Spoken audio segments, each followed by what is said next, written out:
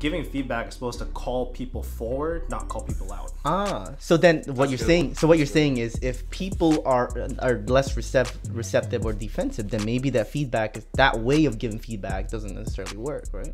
Well, I used to call people out and I said that was feedback, but then I started realizing calling people forward is a lot more effective. How do you speaking to their greatness, like, hey, I'll just use you as an example. Like, hey, like Charles, like, dude, you can be doing so much better, bro. Like, what's going on?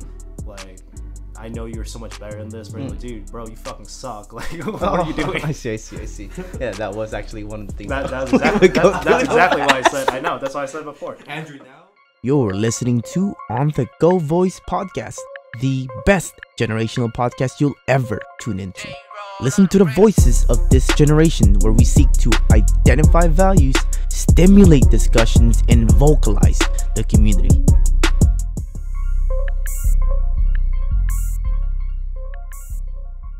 Hey guys, welcome to On The Go Voice. I'm your host, Charles Sabiaga, and this is part of the IPC series, also known as interpersonal communication.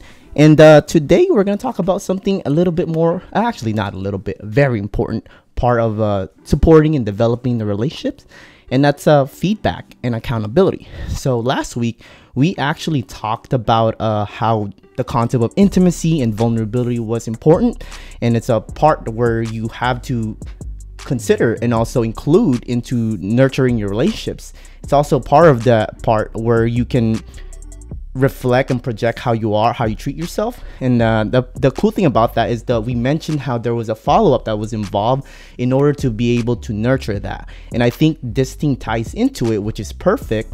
And it's on feedback and accountability. And the really cool thing is today I have two of my mentors, friends, and also past business partners. We've done business together. I'm very excited to have them on board to actually talk about this topic with me, to introduce and share some ideas with everybody else listening and how the important thing is. And other than that, it goes hand in hand together. I think when these two things are in a supportive relationship, it becomes a very important role to support and nurture that relationship that you might be headed for. So with that being said, welcome in, guys. Nice to have you guys. How are you guys today? Thank you for having us, and we're doing pretty good, man. man, thank you for having us. Of course, I'm excited to have you guys here. Yeah, and they drove out here 2 hours, right? Yeah, more or less. Oh, an hour and a half, which is still nice. I used to drive out there, Westminster and Long Beach, but it's nice to. I appreciate you guys for taking that time to drive out here. But other than that, when it comes down to feedback and accountability, what's the first thing that comes in you guys' mind? Uncomfortable, but necessary for growth. Oh, for sure. What about you, Justin? I think for me, what comes to my mind is sometimes I feel a little bit of resistance, personally. Okay. It can be kind of scary at times also. True. And very uncomfortable. Oh yeah, for sure. I think when I think of feedback, sometimes I'm just like, yeah, resistance is definitely part of it. I feel a sense of like, I don't know, it's like, oh man, it's that feedback. You got to go to yourself and also see the worst part of yourself, and that's kind of how I see it. I think that's kind of associated, but I also see it as a necessary step in order to grow and develop. So now, how are we gonna tie this into the relationships? But before we actually go tie into it, I want you guys to introduce a little bit about yourself and what you guys are doing right now for anybody listening. Cool. Well, my name's Andrew Doe. I've been in entrepreneurship for probably the last, since 2011. Mostly in sales and network marketing, and I'm back in sales right now. I'm actually a solar advisor for a company called Apricot Solar, and that's my main focus. And me and Justin are working on a few projects that we're looking to launch this year. Okay. We're not going to talk about it too much, but what a tease. Everyone will get to see it when it comes out. I'm super excited about it because it's actually both of our passions. Okay, sounds good. What about you, Justin? What do you do?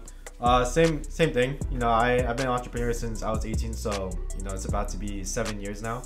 I run a digital marketing agency, so basically help businesses get more more audiences and build their reputation, right, and all of that good stuff. Awesome. Right now they're here because we've had history together working, and the part of that is the relationship.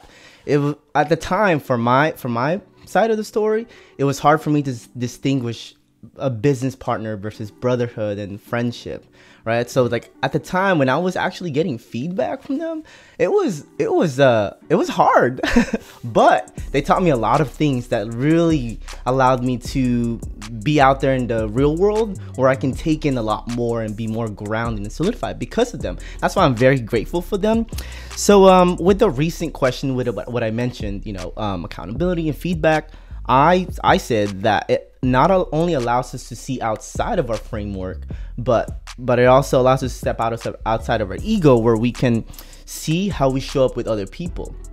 So with that being said, it may not actually be helpful, or it may be, depending on what your target is, but based on the relationship that you have with somebody, like if it's your family, now you have to consider if that feedback is actually essential, or is that something that you need to hear, or is that something that can support you? So, and also accountability, I think that's also important. I think a lot of people nowadays in friendships are not as accountable, and they allow themselves to outgrow them, and then they kind of stop. I think there's a fear associated with nowadays friendships because social media is so accessible. We think we see everything, but we don't really see what's behind it, and it's easy to portray what we think is going on in their lives, so we don't hold that sense of accountability. But other than that, do you guys have anything that you wanted to say on top of like what comes up when accountability and feedback? Just to expand on my last answer, I know even for me personally, even though I've studied feedback and I give feedback and I receive a lot of feedback, for sure, I usually get this feeling like this twisting inside my chest when I start getting feedback. Right. And it takes a lot of commitment to be able to look at that feedback and not attach yourself to attach your worth to that feedback. Because I remember when I used to get feedback, I'd be like, man, I'm messing up, or I'm not good enough. Like, why do I always mess things up? But then as I started progressing more and I started focusing on getting the result versus focusing on like how messing up or getting bad feedback was hurting me, then it was easier to receive it. But still, even now, hearing it, I still feel like, man, I'm messing up. But then it's a lot less. So I think the more you do it and the more you get feedback, then the more conditioned you are to actually receive it in a way that doesn't hurt you. I think you're more grounded, but also you become more okay and open with not being perfect. So I think that's, as you conceptualize that. But yeah. Well, another thing too is that to add on to Charles' story, he said that he couldn't differentiate the difference between business partner and brotherhood. To be completely fair to Charles, I can only speak for myself, I'm not gonna speak for Justin. Okay. Is that the feedback I gave you, Charles, it wasn't necessarily always like in the best way to give feedback. Like, it was like my worldview at that point in time. Like, that was the best way to give it, because there's a lot of different ways of giving feedback. That's true. I just did it in a way where I'm like, hey, if you take it, then you're gonna grow. If you don't take it, then sucks for you. But then now, over the past few years since we haven't been working together, I've developed a more refined approach to giving feedback, where people are a lot more likely to receive to be more receptive. So I'm curious, like, now that you've brought that up, what does that approach look like when it comes down to working with people? Well, I just gauge out, like, where are they in their emotions? Are they open? Are they not open? What are their current values in their values towards the feedback I'm going to give? Like, for example, if it's going to be about relationships, then I got to see how committed are they to actually making the relationship work, or are they just committed to making it work their way? So you're kind of gauging it in such a way, but also try to get your message across, right? Yeah, because I can only be direct to people that are willing to receive direct feedback. Otherwise, I have to subtly give it to them until I can see that they're open. Until they become like, oh, okay, I'll take they're actually appreciative and acknowledging at the same time. I mean, a simple technique to doing it is I believe it's a feedback kiss. So then I forgot the actual word. I just made that up. But you say something like, hey, like, I really love you, Charles, and you're doing really good. There's just like maybe one thing you could do better, and this is what you could be working on. Interesting. And then, but hey, man, I just really appreciate you. Okay, so that sounds like something a lot of organizations can also use, right? Especially if you're in a leadership role, when you're trying to give feedback so that you can support their growth and help them understand that it's not a way to bring you down, but it's a way to see, hey, this is what I see that you could improve in. That's interesting. Yeah, I mean, I know Justin's really good at this too, but one of the things that we've been implementing is that giving feedback is supposed to call people forward, not call people out. So then what you're saying, one. so what you're saying is if people are less receptive or defensive, then maybe that feedback is that way of giving feedback doesn't necessarily work, right? Well, I used to call people out and I said that was feedback, but then I started realizing that calling people forward is a lot more effective. How do you, speaking to their greatness, like, hey, I'll just use you as an example. Like, hey, like Charles, like, dude, you can be doing so much better, bro. Like, what's going on? Like, I know you're so much better than this, but like, dude, bro, you fucking suck. Like, what are you doing? I see. Yeah, that was actually one of the things. That's exactly why I said. I know. That's why I said before. Andrew now, Andrew 2 years ago. Okay, what are your thoughts on this, Justin? I'm curious. It's a lot, man. I mean, I was actually reflecting on what you said also about you know, giving feedback to your circle, your friends, and you know, that whole outgrowing thing. Because, like I said, you know, sometimes feedback can be very uncomfortable. True. And it's just as uncomfortable receiving it sometimes as it is to actually giving it to sometimes. Because you know, that's true. I mean, I'll just speak for myself. I actually used to be very afraid to give feedback to my friends. You're and right. the reason Same why here. is Same here. because I was so scared that if I gave them the wrong feedback, then that would kind of end our relationship, or it would kind of like damage it. But then what I started really thinking about is that, you know, like Andrew said, if a person is, you know, if the more open they are to receiving that feedback, then, you know, you can really call them forward, you know, into their greatness. Nice. Yeah, exactly. So Yeah.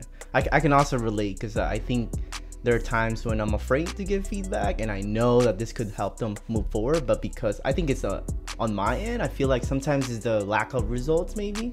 So then I'm like, oh, why should I give them feedback when I don't necessarily have it? But then there's a way to actually give that feedback and support, right? But yeah, so when I actually learned feedback, it was through a training that you guys got me involved in, which was the with LIT, Leaders in Transformation. Shout out LIT. And it was one of the weekends called Intimacy. And I remember you were there before I got kicked out the first stage. So for anybody in the context, I got kicked out because I didn't meet, I wouldn't say the standards, but I wasn't being my authentic self. And that's a feedback I would give myself. You know, I wasn't being my best authentic self. So when I got kicked out, before I got kicked out actually, during that weekend of that training, we went through this thing called a pendulum, where there was a bunch of people that Oh, the gauntlet. The gauntlet. There you go. That's the word I'm looking for. The gauntlet, where there was a bunch of people who looked at you, and based on how you came up or shared your experience or interacted with them the past 30 days plus the other program, they gave you feedback on that, and it was honestly scary. So that's when I realized, oh shit, this is feedback face to face. And I remember one of them, I could never forget it. He told me that I was a fake network marketer. I was like, oh, okay. I remember hearing that. I was like, all right. I never knew how to move forward at that time, but like as I progressed, I became more aware and understand of who I am as an individual. But when you guys learn feedback, where did you guys first experience it, and how did you guys distinguish it from feedback versus actual criticism? Because I feel like a lot of people, you know, they mistake it for criticism, and like I said, if they're not open to it, they're not going to be receptive. But at the same time, how do they even know if it's supposed to be feedback to help them move forward, you know, with things in life? I think an important distinction that I'm going to make right now is that when I give feedback, I look at it very differently than how I receive feedback. Because when I give feedback, I try to make it the most effective way possible to give that feedback so that the person can actually receive it. But when I get feedback, yeah, I could be pissed off at someone's approach, and I'll probably say like, dude, this guy's a fucking asshole. But I believe that everybody's feedback has something for me to learn. And so it's just in varying degrees. Like if they say I'm an asshole, I'm like, I'll actually like, I think what's really important when people are getting feedback is that they have to take an honest look at themselves and see, is that feedback actually valid? And usually it is valid to a certain degree. Now, if it's like your coach or your mentor who knows you very well, right, and then they give you feedback, then usually, not always, it's pretty accurate. And then even if you don't see it, it's probably because you're in the picture, so it's hard to see. What? I heard a weird beep. Yeah, keep going. Okay. But What was the question again? So the question was, what? I guess I would just say, what was there an experience where you guys first learned to distinguish feedback and versus criticism? Probably the first time I ever really experienced feedback was when there's this girl that I liked a long time ago, and then I was like a super nice guy back then. Like I was like a pushover. Like, so you're not a nice guy now? I am a nice guy, but I'm not a doormat though. Oh, gotcha. But I was a doormat back then, and I remember she rejected me, and she told me, "Oh, the reason why I don't." I actually asked her because I was like, "Hey, I'm gonna put my ego aside for the first time in my life and be like, hey, what's the reason why you don't like me?" And then she said, "It's because you're too nice. You're a doormat." And then I told her, "Hey, so can you teach me what I need to do?" And that was the first time I ever experienced feedback. But doing it on a consistent level was when I got into sales. Like, because most people I feel don't like sales is because they're getting feedback over and over and over again. Right. And it takes tough skin and being able to look at an honest look at yourself to get better at sales. Because what do people most people say about sales? Sales is luck. It's only a numbers game. If I get a good prospect, then I can sell, which is, to a varying degree true. Understandable. But then there are people that can still perform in those industries or in that particular job. And so in sales is where I actually learned all of it, and I decided to take responsibility for my results. Okay. Sorry about that, guys. Got a little mic interruption, but yeah, go ahead. Continue. I know I answered the difference between criticism and feedback like maybe 30 seconds ago or a minute ago, but I feel like there's a lot of people, maybe not, a lot of people say it's this generation, but I feel like it's a lot, every generation almost, we just use this particular word. Oh, they're just haters. And I don't really believe in that. Right. Is that even Tom Bilyeu, the guy from Impact Theory, says that your haters can teach you a lot more than your admirers, because your haters will point out stuff that you would never think to see in yourself that you can improve on. That's true. So criticism, feedback, like they're almost like the same thing. It's just it's a different come from. Like when someone's giving you feedback because they want to help you, then obviously you can call that feedback. That's like, true. Criticism is still feedback. That's true. It's still something that people see within you.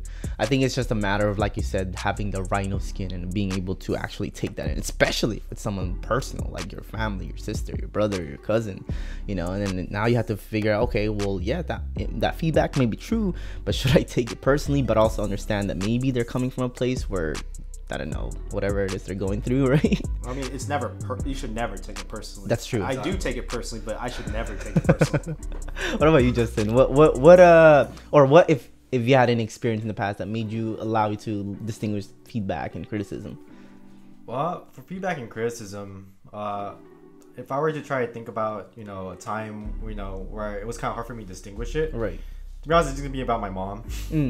I think our parents give us the most ruthless feedback ever. Sure. It's because they, at the end of the day, they really care about us. It's true. And they want us to succeed in life. They want us to be happy, and they just want us to have a good life. And for the longest time, me and my mom used to butt heads every single time she gave me feedback. Because the thing is that I thought she was always criticizing who I was. I always thought that she was attacking me even. That's true. And like what Andrew said, that's me taking it personal. But when I started like really stepping back and thinking about where she's coming from, maybe I did not agree the way that she would kind of execute the feedback. But at the end of the day, it was for my growing. It's true. So something I started realizing is that criticism, is a part of feedback. It's a form of feedback in a way. And how I see it now, how I see it now is that, we need to be open to the feedback or criticism, and we need to start what I do is, I start asking myself, what can I learn from this?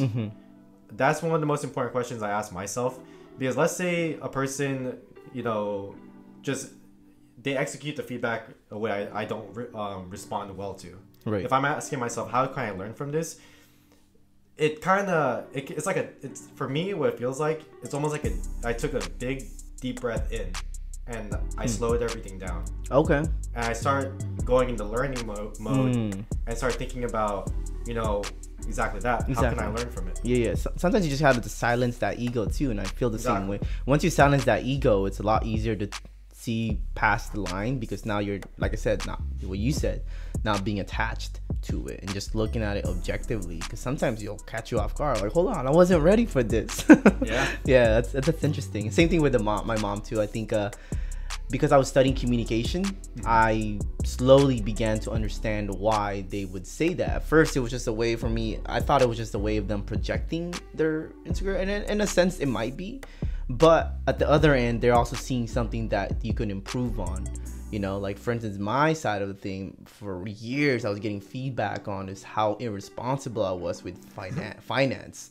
So I was like, over time, I was like, yeah, mom, I'll find some way. I was always looking for some get quick rich scheme to get rid of that, and I'll show you guys type of thing. So as I began to really take that feedback in, I realized, holy shit, then maybe there is something in here that I could look into. Now, what they're saying or how they want to go about it is not necessarily the way I might want to go about it. However, it's still feedback, you know, because if it's not aligned with what I want, then I would just find a way to kind of connect it, and I'm like, okay, cool, that feedback does make sense, but I'm gonna go about it my way. And that's kind of where I've been at right now, you know. So but other than that, which brings back to the thing, you know, distinguishing feedback and opinion. I think sometimes there's people that would project their feedback on you, whether it's a workplace or whether it's someone you work with or you see them in person or a gym or something like that. They might show you sense of feedback, but I feel like there's a they might just be projecting their own insecurities just to kind of like bring you down. But other than that, I think I wrote this, you know, with our interview. If there's one person that's calling you an asshole, then, you know, it might not be true. However, if there's 10 people that's calling you an asshole, that's probably something to look into, you know. But what are you guys' thoughts on this? And when it comes down to I guess people projecting insecurity and understanding feedback and accountability. Can you clarify the question? I guess we kind of already answered it, so we'll just move forward with that. Okay. So this is totally actually a very new topic for me, so I'm still kind of like learning the transition. But other than that, okay. So the next question I have was, how does feedback and accountability relate to or affect our personal relationships? And we kind of established already. I mean, like I said, it determines the person you are seen by, the people that's important to you the most, and it's up to you whether you really value that relationship to change within that. But other than this, if you chose not to really care about it, then I guess you don't really value how you come off with that relationship. If it's somebody who's significant to you guys, then that feedback might be important. Maybe, you know, you come off very strong or aggressive around them, but then you don't show enough compassionate, you don't show enough patience, and that feedback is hard to take in, or that's something we don't consider from our other accountability or partners, right? But okay, when wait, so you're asking a question or? No, I just kind of moved past it because I realized we kind of just answered it. Which is interesting. Yeah, there is something that I would want to touch on for that, because you're asking, how does feedback affect our personal lives and relationships, right? Well, I mean, I've had a few experiences probably in the last 3-4 weeks where I feel like most people, they expect people to talk to them in their language. Wow. Same thing, like that's how I used to be. Like, you know, I want to talk to people in my language. And the reason why feedback is important is because they're telling you how they want you to show up or how they want you to communicate with them. And therefore, that way, it's a lot easier for you to learn how to speak their language or show up for them in a way that they understand it, versus like you talking to them in the way that only you understand. So what you're saying is like you gotta change your style of communication if they're not as receptive to it. Well, I don't know about style of communication, but more of a, because feedback allows you to see into their worldview. It's true. And then the reason why it's hard for me to accept feedback is because I want to be stuck in my worldview. I want to be right about what I think and what I say. That's right. And then when I get feedback, that's the opportunity for me to look at, is what I'm saying or thinking actually true? That makes sense. Okay, thanks for clarifying on that. I guess I think for anybody that's listening, when it comes down to it, if there is a family member giving you feedback, or someone who's very close but someone you kind of look up to, or you've had personal relationships, I guess the question would be, how would we cope it better? what kind of feedback would they be giving us? That makes sense. I guess maybe living the way they live their life, maybe when it comes down, let's say they don't like the job that you're doing, or like, you know, kind of like they're unsupportive. Yeah, no, not supportive of what your decision is, but like they want, like for me, I guess my feedback often is that I have a college degree. Then they said, oh, you should get a job, like a good paying job. However, my vision is what I'm doing right now and everything else around it. And that's what I see myself in the next 10, 20 years. Now, they're going to try to accelerate and try to support, but oftentimes it's a little bit of a message where they'll try to say something, you know, or people will say something, hey, you should get something different out of that, you know. I mean, I think my question with that is just for people experiencing with that, especially with closer people, how would you guys where to help them see it to cope it better? Well, I feel like if you're getting feedback from someone you love, respect, or really care about, and it's not, and you have like a specific vision that's different than what your loved ones expect you to do. I start over on my answer. No, you're good, bro. We're having some crazy technical difficulties. And by the way, guys, I'm looking for a team. So if anybody who could help me out with this, because I'm all for it. But anyways, what were you saying, Andrew? You're asking how to cope when a loved one gives you feedback that isn't aligned with your values, or what you think isn't aligned with your values. You know, because oftentimes we get feedback from people that we love and care the most, just because they also love and care about them most as well. But oftentimes, you know, we don't. We're resistant, basically. Well, I feel like to answer how to cope with it better is to realize that the reason why I'm resistant to feedback from loved ones is because I feel like they're not accepting me, but that's not the case. Like, just because they don't accept my vision, it doesn't mean they're not accepting me. And even if they don't accept my vision, I don't need them to accept my vision, because it's true. They come from a different set of values than I do. And I think that's a big problem that a lot of people our age, or Asians probably, have, is that structural values. We have to live in a very traditional and conservative worldview, and if we stray from it, it means that failure is black. That's true. All that stuff.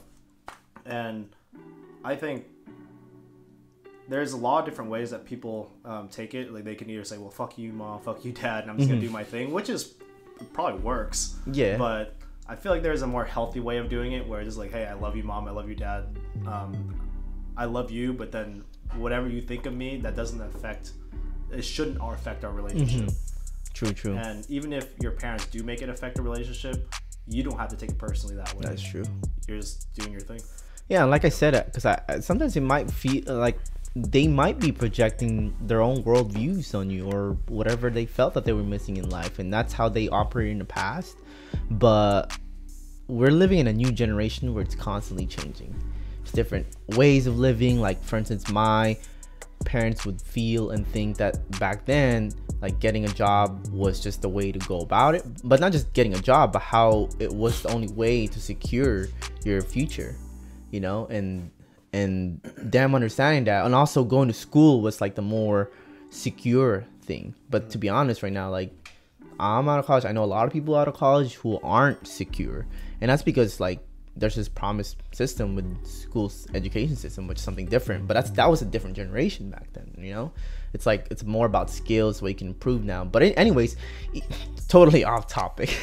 But even then, that feedback of, like, making the whole part is like, hey, basically what they're saying is that you need to find something that can work for you, you know. And I think that's just a bigger picture of it, you know.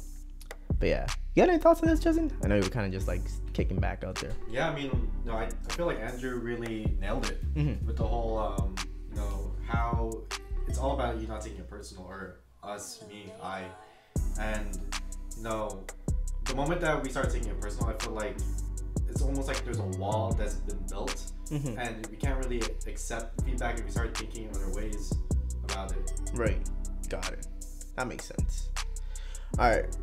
I think we're going to switch it up, because I know we've been talking about discussing and defining what feedback and accountability might mean. But I think for you guys, because you guys have worked with For anybody listening, I was fortunate enough to work with these guys. They've worked with hundreds of people. I don't know if you could say fortunate. I'm grateful to have worked with them. All right, so let's take it from there. But I've also experienced how they operate under leadership, you know, and how they built their relationship and how they nurtured and cared and supported others. So I'm going to transition to you guys to see how anyone who's trying to support other people as a leader, or anybody who's trying to build the relationships, whether you're a parent or maybe, you know, you're running an organization or you have partners. The question I had, let me see where I got it at.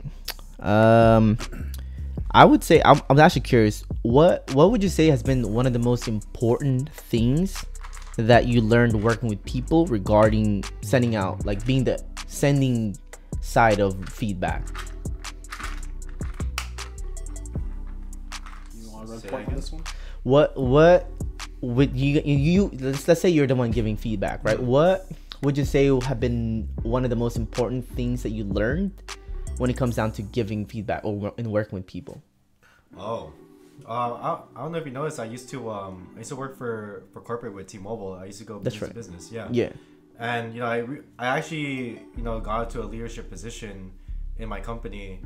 You know, and they started flying me out to different parts of the United States. Oh yeah, I remember that. And I've actually learned a lot from that. You know, because people in LA are a lot different than people in Colorado. People in Colorado are actually a lot more different than Florida. You were in Colorado? I went to a lot of different places. Nice. They sent me to Washington, a lot of different states. They train offices, you know, and by training offices, I had to train the newest people, or sometimes even people that have been there already. But then, you know, we want to like help increase the results. Right. And something important that I learned about, you know, giving the feedback to people is there's a lot of different factors that we have to really, you know, think about before giving feedback. And I think Andrew mentioned it before. We gotta see if they're actually open for it, because you can kind of give a person feedback, and if they're not open for it, it's not going to be. They're not going to receive it. That's true. They will absolutely not receive it. Yeah. You got also. Actually, and I think about you. I think you said this too. I feel like they need to be committed to wanting to grow. Because if they already limit themselves, then that's another thing. It's actually a form of not being open too. If they're not committed to wanting to grow, it's kind of like you're just talking to a brick wall. Right. It's kind of like you're just talking to yourself. So, but now on the other side, there are ways to open them up. There are ways to get them committed, and it's really depending on it's you being able to relate with them. I feel like the moment you can relate with them and then you can see where they want to go, that's when things will change. Because I've worked with some people that, you know, that wanted to work, but they were more committed to all the excuses they had.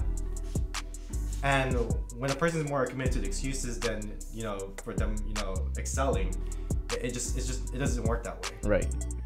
But like I said, if you can open them up and if you can figure out, you know, what it is that's making them so resistant, that's where, you know, that's when things will change for them. Right. I think the key component that you highlighted is, sure, not everybody will be open to feedback, and they have to be open to it. But if you can get them to open and help them see it, I think that will allow them to be more receptive to your feedback, so that they can get closer to it. And especially that, because like sometimes, you know, we try to give it a certain way, and oftentimes they're more defensive and closed off rather than actually being open to it so they can see for themselves, you know. But yeah, good pointer on that. But what about you, Andrew? If you have I feel like Justin covered pretty much all of it. I think the only thing I can add on to it is that to give feedback, that you're asking how to give feedback so people can receive it better, right? Yeah. I think a lot of it has to do with figuring out people's values, like what do they want. Actually, let me repeat that. The question was, what was one of the most important things that you learned? But that is actually the question. One of the things I learned. That is one of the things I learned. And it's not just finding out like, oh, they want a new car. That could be a motivating factor.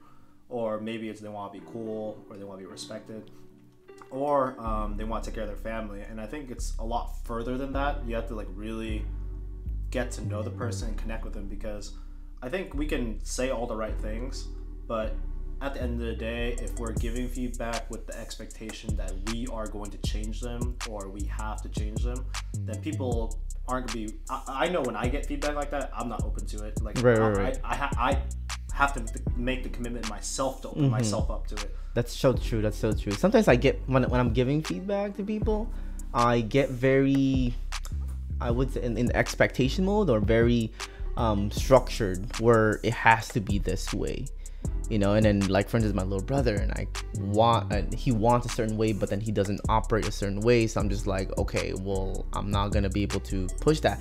And I realize I'm becoming resentful towards the process, and ultimately being resentful to myself. And I'm like, okay, well, that's not, even though ultimately might be my projection of how I want it or how I want for myself. But at the end of it, I have to understand that, okay, he's at his own process, or anybody I'm working with in general is in their process. I mean, I've worked with people here who have dropped out or gone the different direction of where they were going, and I observe carefully, you know, and when I meet them, I'll slightly give them some feedback, you know, or try to understand where they're coming from. But oftentimes now I'm not as like I'm not so pushy and aggressive about it, you know. Because I feel like when we become too aggressive, we're the one like projecting, you know. We're attached to the result. Yeah, exactly. That the expectation parts, rather than allowing them to be at their process and giving them information, they can do whatever they want to do it, you know. Yeah, I think it's actually something that I forgot who told me this, but then something that's really helped me is that accepting people for where they are while I'm giving them the feedback without expectation for them to change. That's so true. Like That's if I'm giving feedback from a place of judgment, which I often do, Well, I mean, if we give feedback, it's also a form of judgment, isn't it? Yeah. If you think I about it mean, in a way. a form of judgment, like the distinction between the other judgment is that, like, I'm judging, like looking down, like. Oh, like that kind of okay. judging. All right, And, bro. You like, gotta stop that, bro. To be vulnerable with everybody, like, I am a very judgmental person, but then, like, that's not who I like to be. So then I turn it off, or like I shift into a compassionate state where I can understand where they're coming from and look at somebody that's doing something that might not be helping them. Right. And then I usually try to wait until I'm in that state before I give feedback, because my come from is a completely different place. That's true. So you gotta like tune it out, and sometimes your emotions may only play for that moment, right? But then after that, you realize, oh, it's the long term that really matters. Yeah, I mean, it's the same thoughts. Like, it's like the judgment thought is the same thought as my compassionate thought, but then it's just one is like, oh, they're stupid, and one is like, you know, like, I really feel for this person, and Exactly. I want to help them. Yeah, exactly. And if they don't, like, I just want to help them without expectation. That's true, that's true. If I'm gonna help them, they better get it done.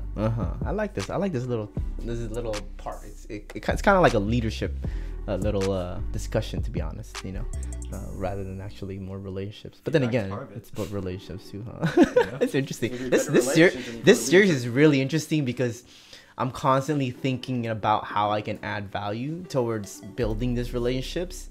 And this series has been probably one of the most challenging. I think last season was also something that was also hard, because even then, while I'm on the podcast, I have to consider how someone might open up and how I can get them to be open about the relationships, you know, because not often people are open about relationships.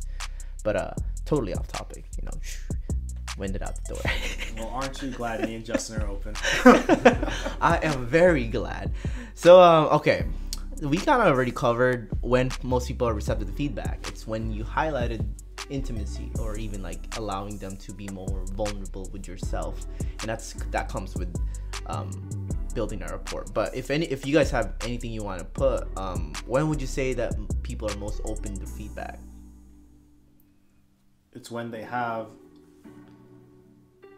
an ideal of who they want to be in whatever field it is. Okay. So then, for example, just a story about me, so it makes it a lot easier.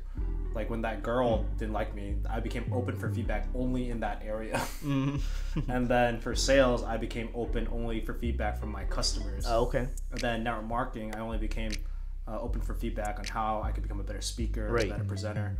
And then when my team fell apart a couple years ago, then I became open. Actually, it wasn't even that. Like, it was like a snowball of things, because I wasn't open to feedback for like years from my ex-girlfriend, from my teams, like people quitting. And once my teams finally quit and I was making less than $500 a month, then my ex-girlfriend left me on New Year's Eve. That's when I was like, it's pretty wrong. Like, that's when I realized that, hey, I need to be open for feedback in all these areas because it's not working right now. That's interesting. That's interesting that you pointed out, and thanks for being open for that, by the way, too, because oftentimes when we begin to lose things, that's when we begin to question it, you know, and that's an interesting perspective, because sometimes we don't get in that state when something shifts for us, you know, or maybe it's a motivating factor. Maybe, like I said, maybe you have $500 a month left, and it's like, yo, I can't live out of these expenses. That's why they say you gotta be humble, or the universe will humble you. Yeah, that's so true. Okay, so what do you think it's missing in the relationship aspect when? Justin? Oh yeah, you know, sorry, Justin. What's your word? Let me backtrack on that. Yeah. So what was the question again? The question was, what do you think? When do you think that most people are experienced or more receptive to feedback, and why? Well, like, you know, the whole thing I talked about, you know, getting a person to be open in general. I feel like once we as leaders open up first, or we decide to be open to them, that gives them the space to be open themselves. Nice. And the moment you do that, I feel like that's how you can connect better, and that's when people become more receptive to, you know, to the feedback. That's so true. So, like, you know, if someone was talking to me, or I was trying to give someone feedback about, you know, whatever it is, let's say like drawing. Right. Let's just say drawing. I'm a terrible drawer. If you guys ever see any of my pictures I drew, it looks like stick figures. But let's say I want to give someone feedback. Let's say it's like my little cousin. You know, I wouldn't say, hey bro, you suck. You know, you know, it just doesn't work that way. But, you know, if I say, man, you know, if I started off as in, man, you know, I think I could have done this better. You know, I feel like the lines could have looked like this instead. You know, and stuff like that. And I go, hey, what do you think? Now it's almost, you know, I feel like once you create that space to show them that you know you're open for feedback, they are also open for the feedback too. Interesting. So, and something I mentioned, actually I got from what you're saying right now too, is being able to receive feedback is a sense of vulnerability, if you think about it. Yep.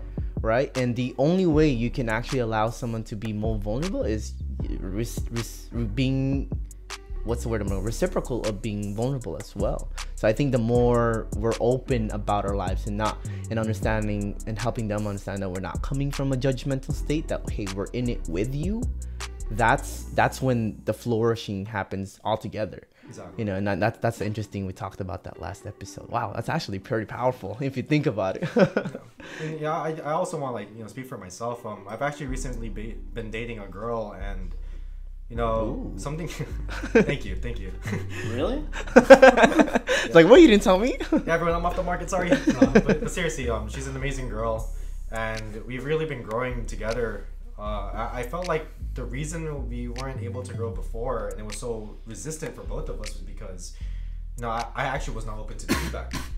I was not open to any feedback she gave me, and it actually took me to, you know, it finally, I really had to look at myself. I really looked at myself, and I really told myself, you know, hey, I want to grow.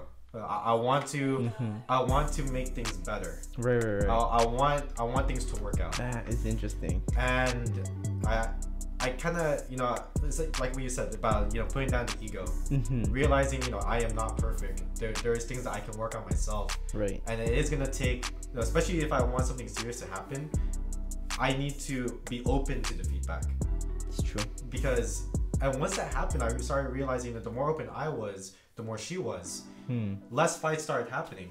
I'll be transparent. You know, there were fights. Like in any relationships, there's ups and downs, but what's crazy is that, you know, the moment we started being open to the feedback, it stopped being about me versus her.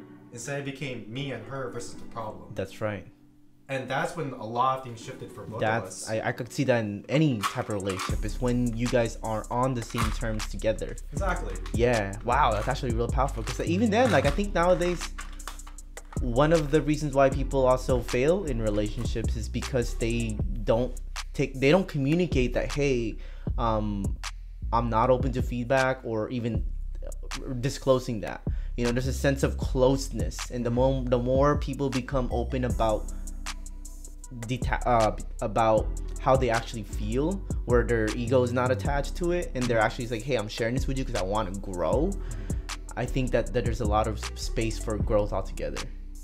You know, especially for any relationship, whether it's your coach, your brother, your father, your girlfriend, your boyfriend, right? That's a very powerful thing. But okay, so with that being said, I feel like this is already an answer to this, but I kind of want to know what you guys think. Sure. So with what you guys have said, what do you think is missing in a relationship to be able to fill this role of being able to support? I mean, we kind of already said it. What, can you ask the question? What do you think is missing in most relationships that I think, or not so much I think, what do you think is missing in the relationships that is preventing relationships from having this connection of feedback? Can I go first? Yeah, go for it. Sorry, dude. It's just that it's because I recently just went through this. The thing that was missing for me that I started noticing is, and I'm glad we're talking about the topic of feedback. It's not just about the feedback that you're getting from other people. Mm-hmm. It's actually just the feedback you give yourself. Oh, what are the feedbacks you're telling yourself in your mind? And you know, when you really think about it, I'm gonna speak for myself. I'm pretty negative when I'm in my own space, when I'm by myself in my own car or my own room, anywhere by myself. It can get pretty dark. It can get pretty dark when I hang out with my friends. That's true. But it's important to really notice that. Mm-hmm. It's important to really think about, you know, what it is that we're saying to ourselves and why we're saying those things to ourselves. Mm-hmm. It's almost like you're putting a mirror in front of you. And you really getting to look at yourself, and you know why the thing I said in the beginning, where you know you have to learn from, you know, you have to really think about what you can learn from this feedback. True.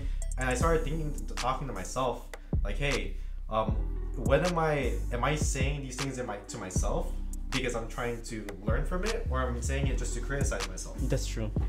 And then once I became more in touch with myself, once I became, you know, more connected and intimate with myself, ooh, that's when other relationships in my life started getting way better. Mm. So I felt like, you know, to answer your question, what's missing, mm-hmm. I feel like it's a lot. It can be, you know, for myself, it was a disconnect to the person, to yourself. Exactly. Wow, that's powerful. I was actually gonna be a little bit less deeper than that. I was thinking it was because of the trust and support, you know.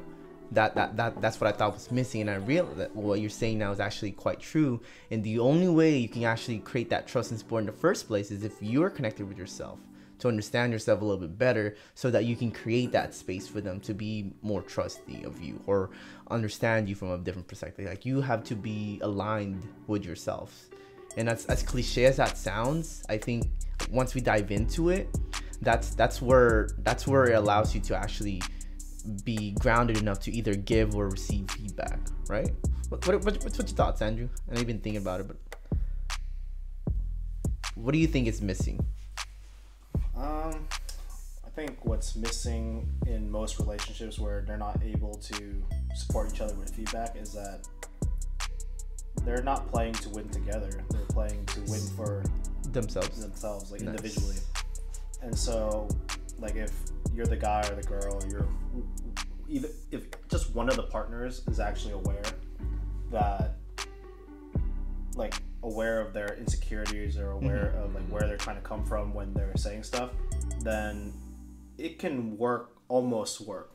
Because once you actually try to be aware of where you're coming from and when you say stuff, then the other partner will eventually become open too. Interesting. It doesn't mean that it is going to work for sure, but I do believe that if you are the one that's taking responsibility for how you're showing up and like all your thoughts, then the relationship can work a lot better. That's true. And it invites that, like I said, you know, just willingness to grow together definitely will help out.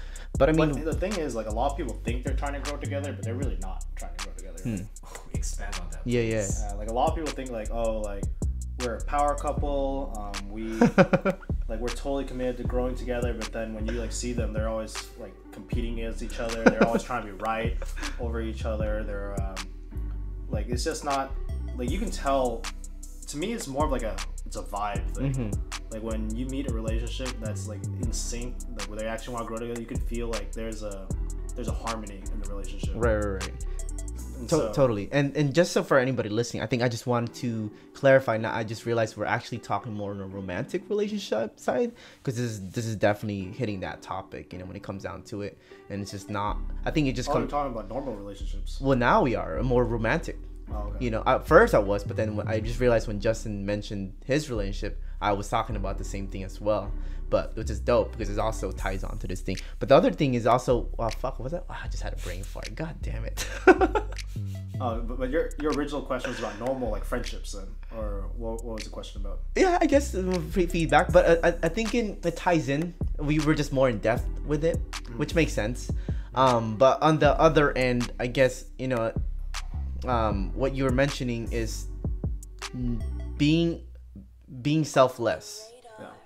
Right, just being there for the other person. When it comes down to it, it still ties back into, if we weren't talking about romantic relationships. Obviously, you have to have boundaries and all that stuff. And boundaries. Know when. I think just understanding your partner better too. Then that comes in the role where you become more understanding and compassionate, or whoever it is you're working with, and know how they like things.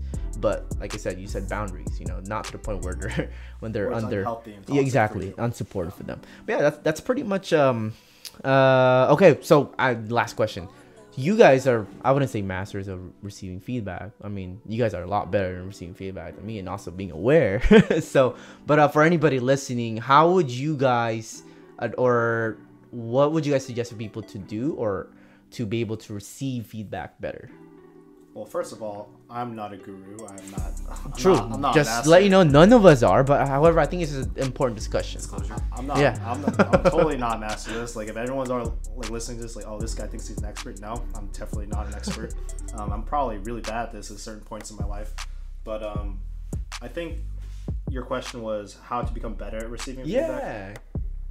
Number one, I think, or I feel like, viewing feedback as learning lessons is key. That's the first thing, because you can always learn from something.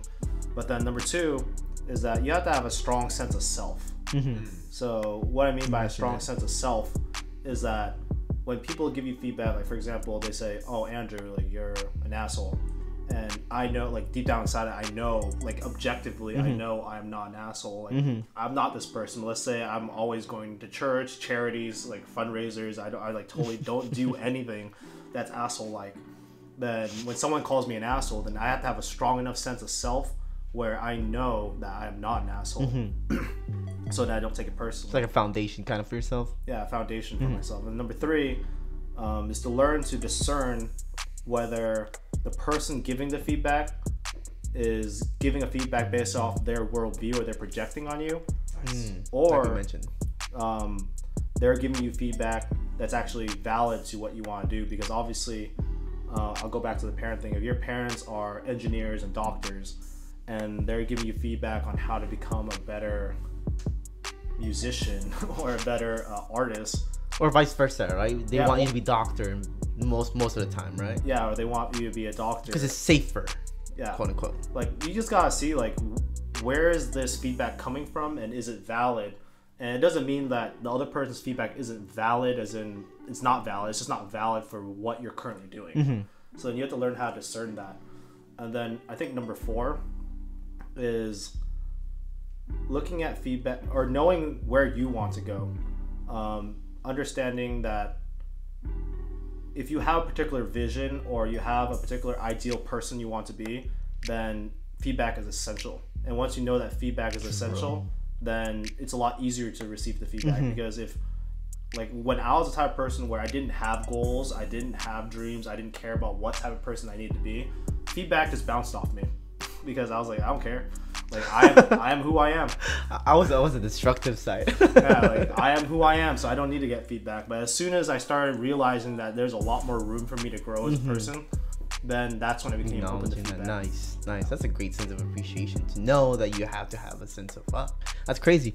Okay. What about you, Justin? For me, I keep saying I don't want to sound like a broken record, even if I do. I feel like for me, I always ask myself, what can I learn from it? But at the same time, what I want to say is, you have to be able to tell yourself it's okay to feel how you feel. And what I mean by that is you don't want. I wouldn't want to dismiss my feelings. So if a feedback, comes at me, it's executed in a way where I don't really want to receive it, it's okay to feel a certain way. But the question I always ask myself next is, why am I feeling a certain way like this? Because when we can figure out the root of why we are reacting a certain way Towards feedback. like the type of feedback that you're receiving, then you can explore even deeper, and that's when you can really understand the feedback and grow from it. That's interesting. Yeah, I feel the same way too when it comes down to receiving feedback. I think when it comes down to it, damn, I totally just lost my thought. I'll help you out here. Like let's say you're at work, right? And then like your manager's giving you feedback on how to do something better. And then for me, I'd be like, what the heck? Why don't I do my job? But they're your manager. They just want you to do well. They want you to do excellent in your job. And I would ask myself, why is he telling me this? I know what I'm doing. Yeah. But at the same time, I start really digging deeper, and I go, okay, wait. No, I'm acting this way because I don't like authority, or something like that. And once you're able to identify that, now it's easier to say, okay, I'm just being silly. The reason why I respond or react that way is because I'm this person. So once you acknowledge that and appreciate, you're a lot more open to the feedback. And also what you mentioned earlier was having a strong sense of self. Having a strong sense of self. God, I can't believe I lost that one. But yeah, when I'm looking back at working with you and being coach and everything, oftentimes when I got feedback, I was like, oh, is he gonna give me feedback? Oh shit. that's how I internalized it. I was always ready to be defensive. Even with Justin, I was like, hey bro, like, did I do something wrong? I was always looking for reasons why I was wrong. That's how I internalized feedback. But then now thinking about it, the way if I was looking at feedback like at work or any other place, like, dude, tell me something that I'm wrong at so that I can get better at it. At that foundation, you're more grounded and you're just like, yeah, fuck yeah, give me whatever it is you got so that I can work forward. Make me mistake. Like I think Gary Vee says it right too. Losing is, I don't know exactly. It's something about losing. Basically, he talks about how you gotta love losing, so that you can take it. And I'm just like, yeah, fuck yeah. I kind of like ground that or ground that with my own values. Like, oh, lose so that you can learn from it, and then no one else can take that away from you. So that's kind of where I'm at. And sometimes I'll also be like, whoa, where's this feedback come from? And then I'll tie back to what you said. Hold on, why am I feeling this way? And then, oh, okay, so now you understand yourself a little bit better and reflect. And next time you feel something like that and you understand how you might feel, now you're more prepared for it, But I think something I wanted to add, and I just remembered, is that what I meant by having a strong sense of self, it means that you realize that you yourself are not what you do or your results, and therefore the feedback is usually about what you're doing or what your results are. It's not so more objective but not personal, basically. That's key right there. Yeah, definitely. And then to add on to what Justin's saying too is that usually when I get feedback and I start feeling very triggered by it, it's because it's something I'm not ready to face yet. I'm not. I'm like, man, like I don't know if anyone's ever experienced this for the viewers, but when I'm reading, they pause it real quick. Oh, there's no more viewers. Nice. All right, guys, we're back. We're gonna let Andrew continue. What was I saying? Damn it. Should I go backtrack it? Oh, you were mentioning how feedback. So I don't know if you've ever read a book or listened to something, and the person in the book or the person in the video is saying like, if you are this, then that means you're doing this, and all of a sudden you start feeling like inside, like, man, I want to fight this guy. Like, why is he attacking me? Okay. That have you ever heard a message and you start feeling like resentful for no reason? Sometimes. So I think I felt that way with Subtle Art not giving a fuck when I listened to it. yeah, like you just start feeling attacked. Like so then usually when I start feeling that emotion, that I start feeling really triggered when I get feedback. Like now I'm aware that that's something I need to look at. Like I definitely need to look at because it's something I'm very blind to. Okay. True. The feedback where I'm like, oh yeah, like this makes sense, and then I'm not triggered by it. That's stuff that I probably still need growth in, but it's not like the stuff that I've been hiding from. But it's the more powerful ones, right? The more like the one that's like the ones that piss you off the most are the ones exactly. that you really need to hear. Sometimes sometimes I gotta work on that too, to be honest. Because sometimes I ignore it. I'm just like, nah, fuck that, But anyways, we actually gone over an hour, but which is cool. We got a lot of content to drop nuggets on different platforms. But we want, for anybody listening, what are you guys working on right now that people can look for? I know you said you weren't gonna mention too much about what you're working with Justin, but yeah, what are you guys working on, or what do you want to put out, for anybody listening? Well, what I'm currently working on is solar. If you have a home and you're looking to save money on your electricity, hit me up.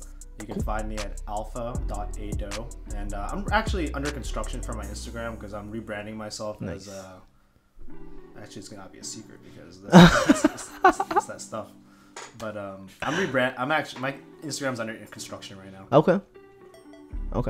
And okay. But you can still follow me. I still put out some. Yeah, nuggets. and I'm gonna start off Justin because he's actually gonna be my co-host for next month for the business series. I don't have a title for it yet. We'll probably think of it yet. We'll figure something out. Yeah, but I'm excited to have him on. He's gonna be co-hosting, but we're gonna have a few people already. Actually, Andrew's gonna be back on with the partner Gary. Yeah, like business partner, not partner. Yes. Clarify for the series, right? But what are you working on right now? If for anybody that's listening, you want to share. Mainly my digital marketing company. So any business owners or people that want to get their brand out there or market themselves or the company, hit me up. That's why you reach me is on my Instagram. It's Justin B Santos, and I usually reply pretty quickly. But I don't know if I can share this, but sure. I do want to mention one of my biggest passion projects. I do want to spread awareness. One of the biggest things I'm passionate about is actually fighting against sex trafficking. And I feel like, especially today's age, and there's a lot of stories out there, and especially for children and women, they're really big targets. One day in the future, I'm not sure it's going to be maybe in 2 years. Now I want to be able to work on my company, and then like Andrew said, we're working on something too. Right. But after all that, I do want to create a nonprofit to fight against it. Love it. Yeah. So that's one of my big passion projects that I don't really talk about, but I want to. Thanks for sharing. I didn't even know about it. Yeah, I want to see the opportunity, because I'm already on the podcast, and I do want to spread awareness for that. Nice. I'm excited for it, bro. If you need any help with that, shit, let me know, bro. I'm working on it too. One of my series that I just recently came out that I already named is called The Noise. It's more about movements, more non-business related nonprofits, like nonprofits, volunteer shit, like causes. It's gonna be directed towards that. So that's coming out September, because October is entertainment and then November is technology. That's the 3 new series I came out with, which I don't know what I'm doing with it. Well, we'll see how it works out. But other than that, you already said where people can find you. For anybody listening, you guys have anything else you want to finish off with? To say? The main message behind everything that we've been saying is that the quality of your life and the quality of your relationship is based off the quality of your feedback. Oh, not just with other people, but the quality of feedback that you give yourself. True. Boom. And you gotta be as objective with yourself as possible. I know it's super hard because there's social conditioning, there's belief systems that you need to go through, and you don't always see your beliefs, but your beliefs always determine what you see. So it's a lot of work. It's gonna be hard in the beginning. You're probably gonna get frustrated. You're probably gonna cry. You'll probably be sad. But I promise that once you get good at giving better feedback and receiving feedback, the quality of your life is gonna be so much better because Oh, yeah. you're gonna be so much happier and more at peace. That's true. You become more grounded. Last thing I want to say is I really applaud for Andrew for doing this because he actually he's a way ahead of me for sure, and it is because I've actually been doing it It's myself. like, nah. It's practicing asking the people that are really close to you for feedback. Like people that you consider are loved ones or people that you look up to, and not just ask them for feedback, but pay very close attention to how you are receiving it, what's coming up for you, and going from there. Cool. Interesting. Thanks for sharing that, guys. And thanks for getting on. It was an hour and a half drive, so I appreciate Worth you guys for taking the time to drive out here. I think we're gonna get something. I mean, Justin drove, so it's okay. I thought you were driving. Oh no, Justin drove. All right, guys. Thanks for listening to the podcast, guys. We'll see you guys in the next episode. Have a great rest of your night.